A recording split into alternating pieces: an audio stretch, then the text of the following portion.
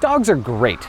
I love my dog. He's the smartest idiot I know, or perhaps the dumbest genius. Since the dawn of domestication, dogs have been our friends, playmates, protectors, caregivers, soldiers, and even our food.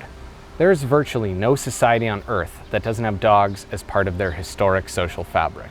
We've lived together for so long that dogs can actually innately understand human emotion. And that may seem obvious, but as of this video, they're the only other animal that we've ever found who's able to do so, including the apes. We bred dogs to love us, and in turn, they've become an important part of human history.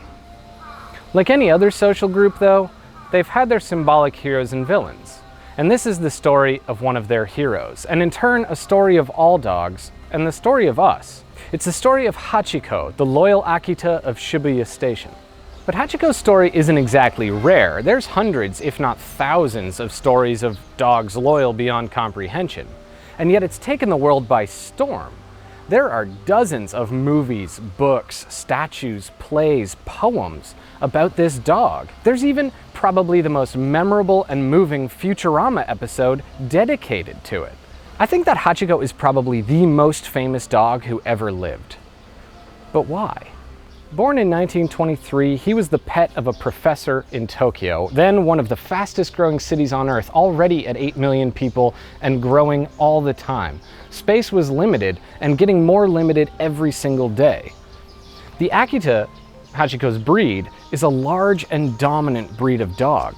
So at the time, during his owner's life, he would have been considered, at the very least, a nuisance, and to many, a great source of fear. But every morning he would follow his owner to Shibuya Station to see him off to work, and every evening he would come back again to pick him up, all by himself. By all accounts, a very good dog. But one day, his owner had an aneurysm and died. He didn't come back that evening. Hachiko came, but his owner didn't. Hachiko would never see him again. But that didn't stop him from trying. For over 9 years, every day, he returned to that station to see if his owner would come back. And even though the modern stories don't show it, he would have been kicked and abused by people at the station, by passengers and station attendants alike. He was a big dog in a cramped city, and he would have been a major source of fear for some of those commuters. People certainly wouldn't have looked kindly on a dog waiting alone at a major station. Yet he returned. Every day he returned. In 1932, 7 years into his routine, a newspaper caught wind of the story. That one page in the newspaper fundamentally changed not only the life of the dog, but the world in turn, especially the nation of Japan. The story was exactly what 1920s militarized Japanese government was aching for. It was a story of loyalty beyond death. It was the 47 Ronin in dog form.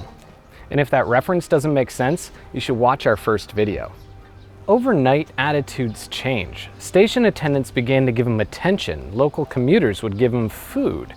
He became a national celebrity. And when he died, he was honored in a way that was perhaps even greater than war heroes. He was memorialized in song and poetry. He was given statues across the country. He was even stuffed and put in the major museum here in town in Tokyo. In the 90s, whenever a TV channel found old recordings of his bark, their broadcast drew in millions of listeners, millions of people, to listen to a dog barking.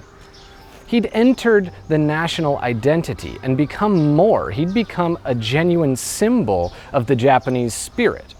But that's where it goes deeper. Hachiko's effect was more than just instilling wartime loyalty. He unwittingly became the dog that saved his breed.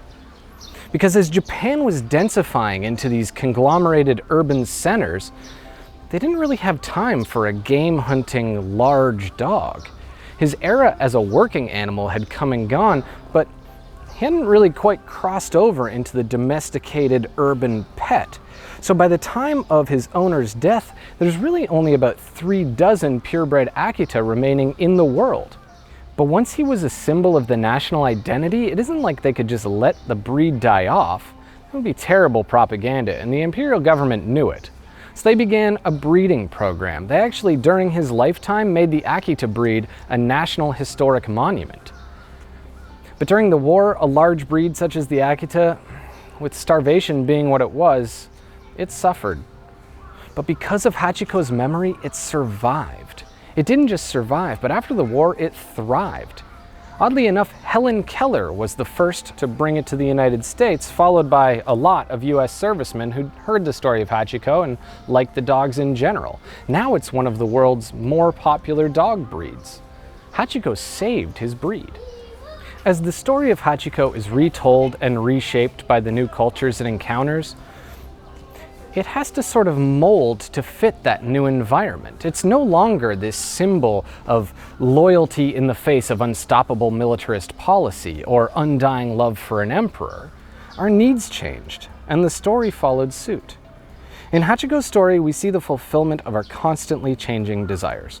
Particularly with the spreading pet culture popularized by the West, it now represents the more generic desire to be loved by our animals, to believe that we're important to the beings that are important to us. There's no question that without Hachiko, the Akita breed would be extinct today. But the point of this story is to show that it isn't because he waited for his master. It's because he became part of the frame that we place upon the world. He became a symbol of something that humans wanted for themselves, a symbol to believe in. A good dog. That's rare earth.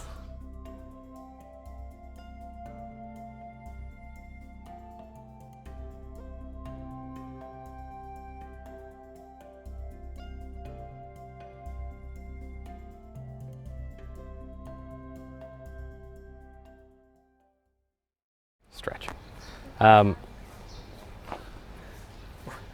Like a chicken. Shut up.